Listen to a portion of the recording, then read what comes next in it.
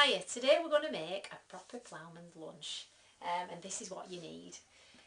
We've got some good granary bread, you want some butter, some extra mature, strong and punchy cheese, proper cheese on a ploughman's. We've got some iceberg lettuce. Iceberg lettuce is good as well because it lasts for ages in the fridge, it doesn't go off in 2 days.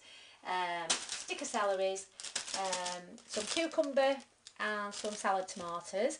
And you want some silver skin onions, the small ones, and some sandwich pickle. So what we're going to do is prepare this, then we'll get back to you. Okay? Right, we've prepared a cucumber, so we've sliced it. We've sliced up a tomato. We've sliced up her celery, and we've got her iceberg lettuce. So we're just going to bob that on.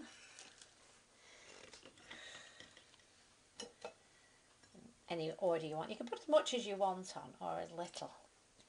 Put your cucumbers on. Now then, we're using a melon bowler to get the pickles out. Because Pete said there's a pickle fork with a thing that you push down.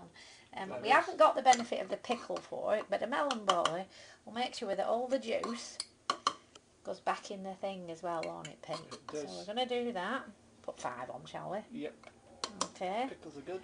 And then we want a good chunk of sandwich pickle going on. So what you're going to do is dip everything in that. And that, to me, is your basic ploughman's lunch. Okay?